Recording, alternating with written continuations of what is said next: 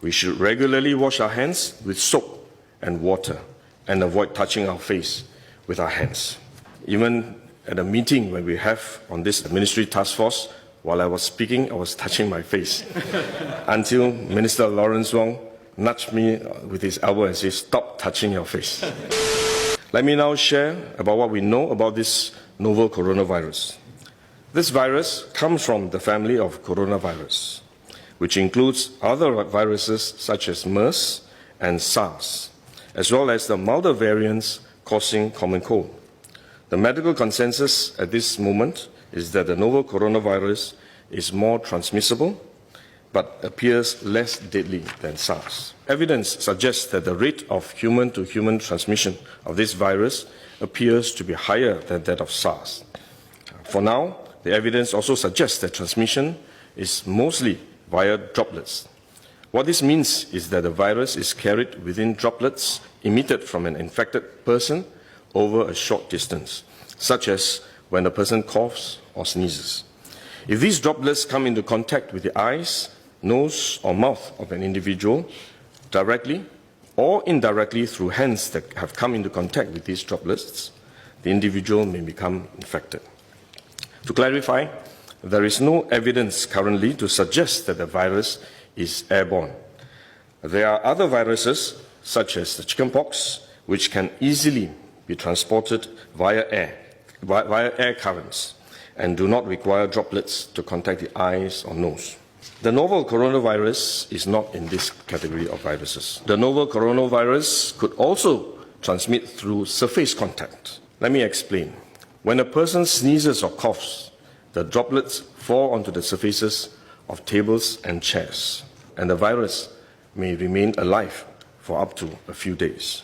When someone else touches the surfaces of these tables and chairs, the virus can be transferred to his hands, and if he then rubs his eyes or nose without washing his hands, he may become infected. So we should wash our hands. This is also why we only quarantine the close contacts of confirmed cases. For more transient contacts, such as individuals that the confirmed cases may have walked past in malls or hotels, the risk of transmission is low. For coronavirus generally, the person is most infectious when he is displaying symptoms, or what you call symptomatic. And this is likely to be the case for the novel coronavirus as well. There is evidence of limited spread from a person without symptoms during the incubation period. However, this form of transmission may be uncommon and has so far involved isolated cases only. At this point, the evidence still points towards higher transmissibility when the person is displaying symptoms.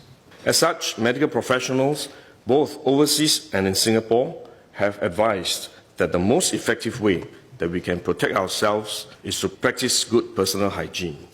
We should regularly wash our hands with soap and water and avoid touching our face with our hands. These may sound simple, but actually they're very difficult to do because all of us touch our face all the time. Even at a meeting when we have on this ministry task force, while I was speaking, I was touching my face until Minister Lawrence Wong nudged me with his elbow and said, "Stop touching your face." So it is simple but extremely difficult, but are actually very effective in preventing all kinds of infection. Potential infection from asymptomatic persons, in fact, is less likely to be from coughing or sneezing directly because they don't have symptoms. They are not sneezing or coughing, but more likely by touching contaminated surfaces, for which masks offer no protection.